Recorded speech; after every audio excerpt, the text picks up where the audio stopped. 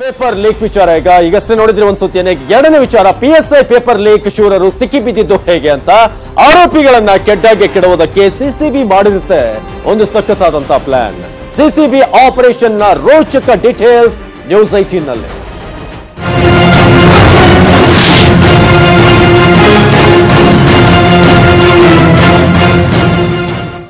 PSI ಪ್ರಶ್ನೆ ಪತ್ರಿಕೆ ಸೋರಿಕೆ ಯತ್ನ ಕೇಸ್ ಏನಿದೆ ಆ ವಿಚಾರದಲ್ಲಿ ಸೋರಿಕೆಯ ಮಾಹಿತಿಯನ್ನ ಯಾರು ಕೊಟ್ಟಿದ್ದು, ಸಿಸಿಬಿಗೆ ಮಾಹಿತಿಯನ್ನ ಕೊಟ್ಟಿದ್ದು ಯಾರು ಗೊತ್ತಾ?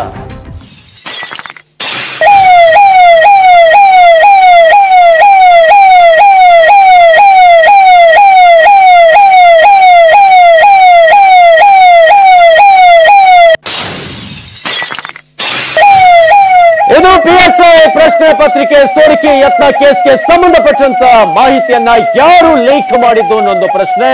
ಸಿಸಿಬಿಗೆ ಮಾಹಿತಿಯನ್ನ ಕೊಟ್ಟಿದ್ದು ಯಾರು, ಯಾರ ಮೂಲಕ ಈ ಒಂದು ಪ್ರಶ್ನೆ ಪತ್ರಿಕೆ ಸೋರಿಕೆಯ ವಿಚಾರ ಅಲ್ಲಿ ಲೀಕ್ ಆಗುತ್ತೆ ಅನ್ನೋದು ಬಹಳ ಇಂಟ್ರೆಸ್ಟಿಂಗ್ ಆಗಿರುವಂತ ಫ್ಯಾಕ್ಟ್ಸ್ ಗಳನ್ನ ನ್ಯೂಸ್ 18 ಕನ್ನಡ ನಿಮ್ಮ ಮುಂದೆ ಇಡುತ್ತೆ. ಸಿಸಿಬಿಗೆ ಇನ್ಫಾರ್ಮೇಶನ್ ಅನ್ನ ಯಾರು ಕೊಡ್ತಾರೆ, ಆ ಮಾಹಿತಿ ಸಿಕ್ಕ ನಂತರ ಸಿಸಿಬಿ ಯಾವ ರೀತಿಯಾಗಿ ಕಾರ್ಯೋನ್ಮುಖವಾಗುತ್ತೆ ಅನ್ನೋದು PSI ಪ್ರಶ್ನೆ ಪತ್ರಿಕೆಯ ಸೋರಿಕೆಯ ಯತ್ನ ಕೇಸ್ನಲ್ಲಿ ಸೋರಿಕೆ ಮಾಹಿತಿಯನ್ನ ಕೊಟ್ಟಿದ್ದು ಯಾರು ಅನ್ನೋದು ಬಹಳ ಇಂಟ್ರೆಸ್ಟಿಂಗ್ ವಿಚಾರ. ಸಿಸಿಬಿಗೆ ಮಾಹಿತಿಯನ್ನ ಕೊಟ್ಟಿದ್ದು ಯಾರು, ಮಾಹಿತಿ ಸಿಕ್ಕ ನಂತರ ಸಿಸಿಬಿಯ ಆಕ್ಷನ್ ಯಾವ ರೀತಿಯಾಗಿ ಇರುತ್ತೆ ಅನ್ನೋದನ್ನ ನ್ಯೂಸ್ 18 ಕನ್ನಡ ನಿಮ್ಮ ಮುಂದಿರುತ್ತೆ. ಯಾವ ರೀತಿಯಾಗಿ ಈ ರೋಚಕ ವಿಚಾರ ಗೊತ್ತಾಗುತ್ತೆ. ಆ ಸುಳಿವಿನಿಂದ ನಟೋರಿಯಸ್ ಗ್ಯಾಂಗ್ ಒಂದು ಕೆಟ್ಟಾಗೆ ಬೀಳುತ್ತೆ. ಇದೇ ಕೇಸ್ ನ ಟರ್ನಿಂಗ್ ಪಾಯಿಂಟ್ ಆಗುತ್ತೆ. ನ್ಯೂಸ್ 18 ನಲ್ಲಿ ಎಕ್ಸ್ಕ್ಲೂಸಿವ್ ಆಗಿ ಮಾಹಿತಿಯನ್ನು ಕೊಡ್ತೀವಿ. ಯಾವ ರೀತಿಯಾಗಿ ಈ ಒಂದು ಮಾಹಿತಿ ಲೀಕ್ ಆಯ್ತು, ಆ ಸುಳಿವನ್ನ ಬಳಸಿಕೊಂಡು ಯಾವ ರೀತಿಯಾಗಿ ನಟೋರಿಯಸ್ ಗ್ಯಾಂಗ್ ಒಂದು ಸಿಕ್ಕಿ ಬೀಳುತ್ತೆ, ಅದು ಟರ್ನಿಂಗ್ ಪಾಯಿಂಟ್ ಆಗುತ್ತೆ ಅಂತ.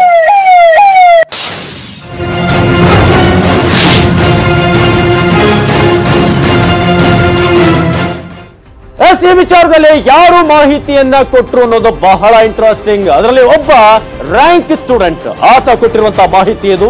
BMTCಯ ಪರೀಕ್ಷೆಯ ರ್ಯಾಂಕ್ ಸ್ಟೂಡೆಂಟ್ ಒಬ್ಬ ಮಾಹಿತಿಯನ್ನ ಲೀಕ್ ಮಾಡ್ತಾನೆ. ಈ ರೀತಿಯಾಗಿ ಆಗಿದೆ ಅನ್ನೋದನ್ನ BMTCಯ ಪರೀಕ್ಷೆಯ ರ್ಯಾಂಕ್ ಸ್ಟೂಡೆಂಟ್ ಒಬ್ಬ ಮಾಹಿತಿಯನ್ನ ಲೀಕ್ ಮಾಡ್ತಾನೆ.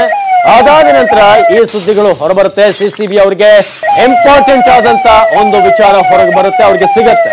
ಒಬ್ಬ ರ್ಯಾಂಕ್ ಸ್ಟೂಡೆಂಟ್ ಇಂದ ಈ ಮಾಹಿತಿ ಲೀಕ್ ಆಗುವುದು. BMTCಯ ಪರೀಕ್ಷೆಯ ಒಬ್ಬ ರ್ಯಾಂಕ್ ಸ್ಟೂಡೆಂಟ್ ಇಂದ BMTCಗೆ ಸೆಲೆಕ್ಟ್ ಆಗಿದ್ದ ಸೋಮಪ್ಪ ಅಲ್ಲಿ ಗೊತ್ತಾಗುತ್ತೆ ಈ ರೀತಿಯಾಗಿ ಆಗಿದೆ ಅನ್ನೋದು. ರ್ಯಾಂಕ್ ಸ್ಟೂಡೆಂಟ್ ಇಂದ ಈ ಒಂದು ಮಾಹಿತಿ ಬಹಳ ಇಂಪಾರ್ಟೆಂಟ್ ಆದಂತ ಮಾಹಿತಿ ಅವ್ರಿಗೆ ಲಭ್ಯವಾಗುತ್ತೆ. ಅದಾದ ನಂತರ ಸೋಮಪ್ಪನ ವಿಚಾರದಲ್ಲಿ ಸಿಸಿಬಿಗೆ ಅನುಮಾನ ಬರುತ್ತೆ. ಅಲ್ಲಿಂದ ಶುರುವಾಗುತ್ತೆ ವಿಚಾರಣೆ. ಒಂದೊಂದೇ ವಿಚಾರಗಳನ್ನ ಒಂದೊಂದೇ ಎಳೆಗಳನ್ನ ಕಲೆಕ್ಟ್ ಮಾಡ್ತಾ ಹೋಗ್ತಾರೆ. ಸೋಮಪ್ಪಗೆ ಫುಲ್ ಡ್ರಿಲ್ ಮಾಡುತ್ತೆ ಸಿಸಿಬಿ. ಸಿಸಿಬಿಯ ಡ್ರಿಲ್ ನಲ್ಲಿ ಫೋನ್ ನಂಬರ್ಸ್ ಅನ್ನ ಸೋಮಪ್ಪ ಕೊಡ್ತಾನೆ. ಅದಾದ ನಂತರ ಆ ಫೋನ್ ನಂಬರ್ ಗಳನ್ನ ಇಟ್ಕೊಂಡು ಸಿಸಿಬಿ ತನ್ನ ತನಿಖೆಯನ್ನ ಮುಂದುವರಿಸುತ್ತೆ. ಸೋಮಪ್ಪನನ್ನ ಡ್ರಿಲ್ ಮಾಡಿದಾಗ ಬಹಳಷ್ಟು ವಿಚಾರಗಳು ಗೊತ್ತಾಗುತ್ತೆ. ಈ ಫೋನ್ ನಂಬರ್ಸ್ ಮೇಲೆ ಸಿಸಿಬಿ ತೀವ್ರವಾದಂತ ನಿಗಾನ್ನ ಇಡ್ತಾ ಹೋಗುತ್ತೆ. ಇವರ ಚಲನವಲನ ಗಮನಿಸಿದ್ದ ಸಿಸಿಬಿ ಅದರಂತೆ ಡೀಲ್ ಕೋರರನ್ನ ಕೆಡ್ಡಕ್ಕೆ ಆಗುತ್ತೆ. ಅದಾದ ನಂತರ ನಟೋರಿಯಸ್ ಗ್ಯಾಂಗ್ ಏನಿದೆ ಈ PSI ಪೇಪರ್ ನ ಹಿಂದೆ, ಲೀಕ್ ನ ಯತ್ನದ ಹಿಂದೆ ಅವರೆಲ್ಲರೂ ಕೂಡ ಹೊರಬರ್ತಾರೆ.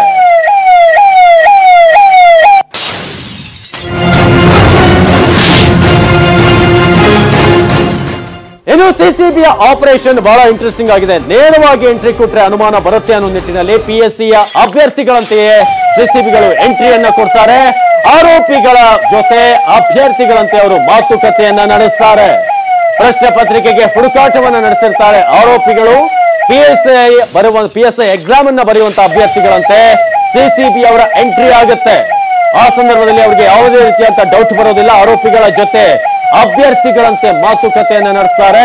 ಪ್ರಶ್ನೆ ಪತ್ರಿಕೆ ಹುಡುಕಾಟವನ್ನು ನಡೆಸಿರ್ತಾರೆ ಆರೋಪಿಗಳು. ಪ್ರಶ್ನೆ ಪತ್ರಿಕೆಗಾಗಿ ಲಕ್ಷ ವಸೂಲಿಯನ್ನ ಕೂಡ ಮಾಡ್ತಾರೆ. ನಿಮ್ಗೆ ಪ್ರಶ್ನೆ ಪತ್ರಿಕೆಯನ್ನು ಕೊಡ್ತೀವಿ, ಸಿಗದಿದ್ದಾಗ ಪ್ರಶ್ನೆಗಳು ಆರೋಪಿಗಳು ಒಂದು ರೀತಿಯಾಗಿ ಪೇಚಾಟಕ್ಕೆ ಸಿಲುಕ್ತಾರೆ. ಎಲ್ಲವನ್ನ ಸಿಸಿಬಿ ಬಹಳ ಸೂಕ್ಷ್ಮವಾಗಿ ಗಮನಿಸಿರುತ್ತೆ. ಪ್ರಶ್ನೆ ಪತ್ರಿಕೆಗಾಗಿ ಲಕ್ಷ ವಸೂಲಿ, ಅದಾದ ನಂತರ ಪೇಪರ್ ಸಿಗದೇ ಇದ್ದಾಗ ಆರೋಪಿಗಳ ಪೇಚಾಟ, ಇದೆಲ್ಲವನ್ನ ಸಿಸಿಬಿ ಗಮನಿಸುತ್ತೆ. ಎಲ್ಲವನ್ನು ಕೂಡ ಗಮನದಲ್ಲಿಟ್ಕೊಂಡು ಎಲ್ಲವನ್ನು ಕೂಡ ಪಿನ್ ಪಾಯಿಂಟ್ ಅನ್ನ ಅಬ್ಸರ್ವ್ ಮಾಡಿ ಈ ರೀತಿಯಾಗಿ ಅವ್ರನ್ನ ಒಂದ್ ರೀತಿಯಾಗಿ ಕೆಟ್ಟಾಗಿ ಬೆಳೆಸುತ್ತೆ. ಒಂದ್ ಕಡೆ ಲಕ್ಷ ವಸೂಲಿ, ಅದಾದ ನಂತರ ಪ್ರಶ್ನೆ ಪತ್ರಿಕೆ ಲೀಕ್ ಆಗದೆ ಇದ್ದಾಗ ಪೇಚಾಟ, ಇದೆಲ್ಲವನ್ನ ಕೂಡ ನೋಡಿರುತ್ತೆ. ಅದೇ ರೀತಿಯಾಗಿ ಕೊನೆಗೆ ಡೆಮೋ ಪತ್ರಿಕೆಯೊಂದನ್ನ ಅಭ್ಯರ್ಥಿಗಳಿಗೆ ನೀಡುತ್ತೆ. ಆ ವೇಳೆ ಅಭ್ಯರ್ಥಿಗಳಿಂದ ಪ್ರಶ್ನೆಗಳ ಸುರಿಮಳೆ ಆಗುತ್ತೆ. ಸಿಸಿಬಿಯಿಂದ ಆ ಕ್ಷಣದಲ್ಲಿ ಆರೋಪಿಗಳ ಬಂಧನ ಆಗೋದು. ಯಾವಾಗ ಪೇಪರ್ ಸಿಗೋದಿಲ್ವೋ ಡೆಮೋನ ಕೊಡ್ತಾರೆ, ಆಗ ಅಭ್ಯರ್ಥಿಗಳು ಪ್ರಶ್ನೆ ಮಾಡ್ತಾರೆ.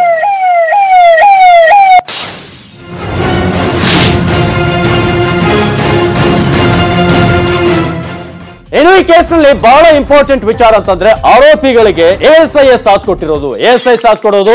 ಎಎಸ್ಐ ನಾಗರಾಜ್ ಬಗ್ಗೆ ಸೋಮಪ್ಪ ಬಾಯ್ಬಿಟ್ಟಿರ್ತಾನೆ. ಡಿಜಿಪಿ ಕಚೇರಿಯಲ್ಲೇ ಕೂತು ಡೀಲ್ ಆಗಿರುತ್ತೆ.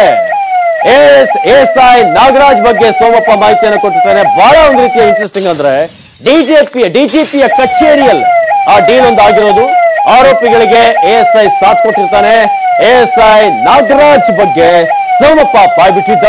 ಡಿಜಿಪಿ ಕಚೇರಿಯಲ್ಲೇ ಕೂತು ಡೀಲ್ ಆಗಿರೋ ಬಗ್ಗೆ ಕೂಡ ಸೋಮಪ್ಪನಿಂದ ವಿಚಾರಗಳು ಸಿಸಿಬಿ ಅವರಿಗೆ ಗೊತ್ತಾಗುತ್ತೆ. ಆ ಮೂಲಕ ಒಬ್ಬನ ಸಾಥ್ ಇಲ್ಲದೆ ಇಷ್ಟು ದೊಡ್ಡ ಒಂದು ಪೇಪರ್ ಲೀಕ್ ಆಗೋದಕ್ಕೆ ಚಾನ್ಸ್ ಇಲ್ಲ, ಪ್ರಯತ್ನ ಆಗೋದಕ್ಕೆ ಚಾನ್ಸ್ ಇಲ್ಲ ಅನ್ನೋದು ಡಿಜಿಪಿ ಕಚೇರಿಯಲ್ಲೇ ಕೂತು ಈ ಎಲ್ಲ ಡೀಲ್ಗಳ ಮೀಟಿಂಗ್ಗಳು ಮಾತುಕತೆಗಳಾಗಿರುತ್ತೆ. ಇನ್ನು ನಾಗರಾಜ್ ಮೇಲೆ ಸಿಸಿಬಿ ಹದ್ದಿನ ಕಣ್ಣಿಟ್ಟಿರುತ್ತೆ. ಸಿಸಿಬಿಗೆ ರೆಡ್ ಹ್ಯಾಂಡ್ ಆಗಿ ಆತ ಸರಿ ಆಗ್ತಾನೆ. ಇನ್ನೂ ಹೆಚ್ಚಿನ ಮಂದಿಯ ಪ್ರಕರಣದಲ್ಲಿ ಅಡಗಿರುವಂತಹ ಶಂಕೆ ಆ ಸಂದರ್ಭದಲ್ಲಿ ಸಿಸಿಬಿ ಅವರಿಗೆ ಗೊತ್ತಾಗುತ್ತೆ. ನಾಗರಾಜ್ ಮೇಲೆ ಒಂದು ಟಾರ್ಗೆಟ್ ಅನ್ನು ಇಟ್ಟಿರ್ತಾರೆ.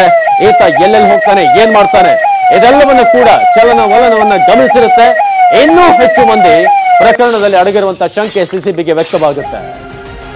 ಆ ಮೂಲಕ ಸಿಸಿಬಿ ಒಂದು ದೊಡ್ಡ ಆಪರೇಷನ್ ಅನ್ನು ನಡೆಸಿದೆ. ಮೊದಲನೇದಾಗಿ ರ್ಯಾಂಕ್ ಸ್ಟೂಡೆಂಟ್ ಏನಿದ್ದಾರೆ ಆತನಿಂದ ಮಾಹಿತಿಯನ್ನ ಪಡೆಯುತ್ತೆ.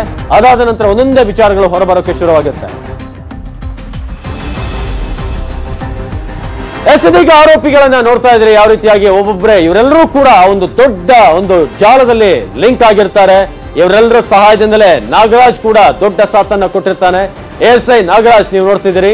ಈ ವ್ಯಕ್ತಿಯ ಜೊತೆಗೆ ಯಾರ್ಯಾರು ಈ ಒಂದು ದೊಡ್ಡ ಲಿಂಕ್ ನಲ್ಲಿ ಇದ್ದಾರೆ ಅಂತ ಆರೋಪಿಗಳನ್ನ ಒಬ್ಬೊಬ್ಬರಾಗಿ ನೋಡ್ತಾ ಇದ್ದಾರೆ. ಅವರ ಫೋಟೋಗಳನ್ನ ಈ ರೀತಿಯಾಗಿ ಸೋಮಪ್ಪ ಅದೇ ರೀತಿಯಾಗಿ ಒಂದಷ್ಟು ಲಿಸ್ಟ್ ಗಳನ್ನ ತೋರಿಸ್ತಾ ಇದೀವಿ ನಿಮ್ಗೆ. ಇವರೆಲ್ಲರೂ ಕೂಡ ಈ ಒಂದು ದೊಡ್ಡ ಪೇಪರ್ ಲೀಕ್ ನಲ್ಲಿ ಒಬ್ರಿಗೊಬ್ರು ಕೈ ಜೋಡಿಸಿರ್ತಾರೆ. ಗಂಗಾಧರ್ ಹೆಚ್ಚಿನ ಮಾಹಿತಿಯನ್ನು ನೀಡ್ತಾರೆ ನೇರ ಸಂಪರ್ಕದಲ್ಲಿ ನ್ಯೂಸ್ ಡೆಸ್ಕ್ ನಿಂದ. ಗಂಗಾಧರ್, ಈ ಒಂದು ಪೇಪರ್ ಲೀಕ್ ಯತ್ನದ ಹಿಂದೆ ನೋಡೋದಾದ್ರೆ ದೊಡ್ಡ ಒಂದು ಏನು ಲಿಂಕ್ ಇದೆ, ಚೈನ್ ಲಿಂಕ್ ಇದೆ. ಎಲ್ಲಿಂದ ಸ್ಟಾರ್ಟ್ ಆಗುತ್ತೆ ವಿಚಾರಗಳು ಗೊತ್ತಾಗೋದು, ಎಲ್ಲಿಗೆ ಬಂದು ನಿಲ್ಲುತ್ತೆ ಅಂತ?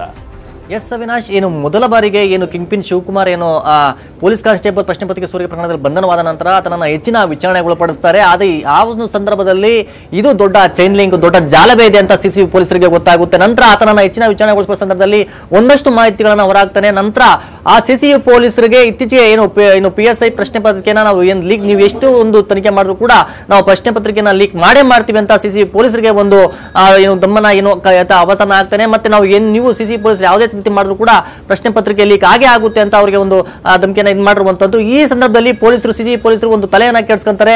ಈ ಒಂದು ಪ್ರಶ್ನೆ ಪತ್ರಿಕೆ ಎಲ್ಲಿ ಲೀಕ್ ಆಗುತ್ತೆ ಅನ್ನೋದ್ರ ಬಗ್ಗೆ ಒಂದು ಪಿನ್ ಟು ಪಿನ್ ಆಗಿ ಡೀಟೇಲ್ಸ್ ಅನ್ನು ತಗೊಂಡು ಒಂದು ಎಂಕ್ವೈರಿ ಮಾಡಿಸುವ ಸಂದರ್ಭದಲ್ಲಿ ಇತ್ತೀಚೆಗೆ BMTC ಸಂಬಂಧಪಟ್ಟ ಒಂದು ಎಕ್ಸಾಮ್ ಆಗಿರುತ್ತೆ. ಅದರಲ್ಲಿ ಟಾಪ್ ರ್ಯಾಂಕ್ ಆಗಿ ಸೋಮಪ್ಪ ಆಯ್ಕೆ ಆಗಿರ್ತಾನೆ. ಆತನನ್ನ ಸಿಸಿಬಿ ಪೊಲೀಸರು ಒಂದು ಅನುಮಾನದ ಮೇಲೆಗೆ ಆತನನ್ನ ವಶಕ್ಕೆ ಪಡೆದು ತಮ್ಮದೇ ರೀತಿಯಲ್ಲಿ ಆತನನ್ನ ವಿಚಾರಣೆಗೊಳಪಡಿಸಿದಾಗ ಈ ಎಲ್ಲಾ ಮಾಹಿತಿ, ಈ ಒಂದು ಪ್ರಶ್ನೆ ಪತ್ರಿಕೆ ಲೀಕ್ ಅಲ್ಲಿ ಏಜೆಂಟ್ ಯಾರು ಇದ್ದಾರೆ, ಇದರ ಕಿಂಗ್ ಪಿನ್ ಯಾರು, ಮತ್ತೆ ಪ್ರಶ್ನೆ ಪತ್ರಿಕೆ ಯಾವ ರೀತಿ ಲೀಕ್ ಔಟ್ ಆಗೋದ್ರ ಬಗ್ಗೆ ಕಂಪ್ಲೀಟ್ ಆಗಿ ಡೀಟೇಲ್ಸ್ ಅನ್ನ ಇವರು ಸಿಸಿಬಿ ಪೊಲೀಸರು ತೆಗೆದುಕೊಳ್ತಾರೆ. ಮತ್ತೆ ಸೋಮಪ್ಪ ಕೂಡ ಈ ಒಂದು ಏನು ಲೀಕ್ ಏನಿದೆ, ಪ್ರಶ್ನೆ ಪತ್ರಿಕೆ ಲೀಕ್ ಆಗಿ ಯಾರ್ಯಾರೆಲ್ಲ ಸಹಾಯ ಮಾಡ್ತಾರೆ ಅನ್ನೋದ್ರ ಬಗ್ಗೆ ಒಂದು ಕಾಂಟ್ಯಾಕ್ಟ್ ನಂಬರ್ಸ್ ಅನ್ನ ಈಗ ಸಿಸಿಬಿ ಪೊಲೀಸರು ಕೊಡ್ತಾರೆ. ಮತ್ತೆ ಈ ಒಂದು ಏನು ಲೀಕ್ ಏನಾಗ್ತಾ ಇರುತ್ತೆ ಸಂಬಂಧಪಟ್ಟಂತೆ ಸೋಮಪ್ಪ ಕೂಡ ಸಿಸಿಬಿ ಪೊಲೀಸರಿಗೆ ಒಂದು ಮಾಹಿತಿಯನ್ನ ಕೊಡ್ತಾ ಇರ್ತಾರೆ. ನಂತರ ಇವರು ಕೊಟ್ಟಂತಹ ಬಸವರಾಜ್ ಹುಳಿಯಪ್ಪ ಇರಬಹುದು ಮತ್ತೆ ಸಂತೋಷ್ ನಾಗರಾಜ್ ಇವರ ನಂಬರ್ಸ್, ಕಾಂಟ್ಯಾಕ್ಟ್ ನಂಬರ್ಸ್ ಅನ್ನ ಸಿಸಿಬಿ ಪೊಲೀಸರು ತೆಗೆದುಕೊಂಡು ಒಂದು ಆತನನ್ನ ಒಂದು ಟವರ್ ಲೊಕೇಶನ್ ಆಗಿರ್ಬೋದು, ಅವರು ಇಡೀ ಅವರ ಮೇಲೆ ಒಂದು ಹದ್ದಿನ ಕಣ್ಣಿಟ್ಟಿರುತ್ತೆ. ನಂತರ ಎಲ್ಲೆಲ್ಲಿ ಯಾರ ಜೊತೆ ಮಾತಾಡ್ತಾ ಇದ್ದಾರೆ ಅನ್ನೋದ್ರ ಬಗ್ಗೆ ಸಂಪೂರ್ಣವಾಗಿ ಸಿಸಿಬಿ ಪೊಲೀಸರು ಒಂದು ಮಾಹಿತಿಯನ್ನ ಕಲೆ ಹಾಕ್ತಾರೆ.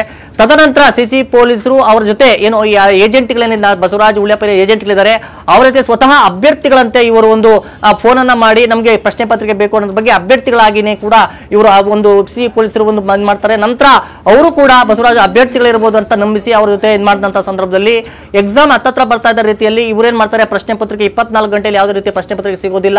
ತುಂಬಾ ತಲೆ ಕೆಡಿಸಿಕೊಂಡು ಪ್ರಶ್ನೆ ಪತ್ರಿಕೆ ಇವರು ಏನು ಆರೋಪಿಗಳು ಹೇಳಿದ್ದಾರೆ, ತುಂಬಾ ತಲೆ ಕೆಡಿಸ್ಕೊತಾರೆ. ಮತ್ತೆ ಪ್ರಶ್ನೆ ಪತ್ರಿಕೆಯನ್ನು ಯಾವ ಲೀಕ್ ಮಾಡಬೇಕು ಅನ್ನೋದ್ರ ಬಗ್ಗೆ. ಆದ್ರೆ ಇದರಲ್ಲಿ ASI ನಾಗರಾಜ್ ಕೂಡ ಈ ಒಂದು ಡೀಲ್ ಅನ್ನ ಭಾಗಿಯಾಗಿರ್ತಾನೆ. ಮತ್ತೆ DGP ಕಚೇರಿ ಕುತ್ಕೊಂಡು ಈ ಆರೋಪಿಗಳನ್ನ ಏಜೆಂಟ್ಗಳಿದ್ದಾರೆ, ಆ ಏಜೆಂಟ್ಗಳ ಜೊತೆ ಪ್ರಶ್ನೆ ಪತ್ರ ಲೀಕ್ ಮಾಡೋ ಸಂಬಂಧ ಎಲ್ಲ ಮಾತಾಡ್ತಾನೆ. ಬಟ್ ಈ ಟವರ್ ಲೊಕೇಶನ್ ಕೂಡ ಇನ್ನು CC ಪೊಲೀಸರಿಗೆ ಹೋಗುತ್ತೆ. ಆದ್ರೆ ನಾಗರಾಜನ್ನ ಇವರು SCC ಪೊಲೀಸ್ ಟಚ್ ಮಾಡೋದಿಲ್ಲ. ಅವರು ಕೂಡ ಟವರ್ ಲೊಕೇಶನ್ ನ ಅವ್ರು ರೆಡ್ ಹ್ಯಾಂಡ್ ಆಗಿ ಹಿಡಿಬೇಕು, ಮತ್ತೆ ಪ್ರಶ್ನೆ ಪತ್ರಿಕೆ ಯಾರು ಸೋರಿಕೆ ಮಾಡೋದ್ರ ಬಗ್ಗೆ ಮಾಹಿತಿನ ಕಲೆ ಹಾಕ್ತಾರೆ, ರೆಡ್ ಹ್ಯಾಂಡ್ ಆಗಿ ಹಿಡಿಬೇಕು ಅಂತ ಮಾತಾಡ್ತಾರೆ. ನಂತರ ಇವ್ರೇನ್ ಮಾಡ್ತಾರೆ, ಪ್ರಶ್ನೆ ಪತ್ರಿಕೆ 24 ಗಂಟೆಯಲ್ಲಿ ಸಿಗದ ಸಂದರ್ಭದಲ್ಲಿ ಒಂದು ಡೆಮೋ ಪ್ರಶ್ನೆ ಪತ್ರಿಕೆಯನ್ನೇ ಇದೇ ಒಂದು ಪ್ರಶ್ನೆ ಪತ್ರಿಕೆ ಅಂತ ಅಭ್ಯರ್ಥಿಗಳಿಗೆ ನಂಬಿಸಿ ಅವರಿಗೆ ಒಂದು ಪತ್ರಿಕೆಯನ್ನ ಕೊಡಕೋದ ಸಂದರ್ಭದಲ್ಲಿ CC ಪೊಲೀಸರು ಮೊದಲೇ ಟವರ್ ಲೊಕೇಶನ್ ಮಾಡ್ಕೊಂಡು ಅವ್ರು ಯಾವ ಸ್ಥಳದಲ್ಲಿದ್ದಾರೆ, ಎಲ್ಲಿ ಬಂದಿದ್ದಾರೆ ಅನ್ನೋ ಮೊದಲೇ ಮಾಹಿತಿಯನ್ನ ಕಲೆ ಹಾಕ್ತಾರೆ. ನಂತರ ಆ ಒಂದು ಸ್ಪಾಟ್ಗೆ ಕೂಡಲೇ CC ಪೊಲೀಸರು ಹೋಗಿ ನಂತರ ಅಲ್ಲಿನ ಏನು ಏಜೆಂಟ್ಗಳಿದ್ದಾರೆ ಅವರ 4 ಜನ ಏನು ಏಜೆಂಟ್ಗಳು ಆರೋಪಿಗಳಿದ್ದಾರೆ ಅವರನ್ನ ಅಲ್ಲೇ ರೆಡ್ ಹ್ಯಾಂಡ್ ಆಗಿ ಅವರನ್ನ ಬಂದು ಅರೆಸ್ಟ್ ಮಾಡುವಂತದ್ದು. ಇದಲ್ಲದೆ ನಂತರ ಕೂಡ DGP ಕಚೇರಿಯಲ್ಲಿ ಕೂಡ ರೆಡ್ ಹ್ಯಾಂಡ್ ಆಗಿ ಏನು ASI ನಾಗರಾಜ್ ಏನು ಡೀಲ್ ಕುತ್ಕೊಂಡು ನಡೆಸ್ತಾ ಇರ್ತಾನೆ, ಅವನು ಕೂಡ ರೆಡ್ ಹ್ಯಾಂಡ್ ಆಗಿ ಇದನ್ನ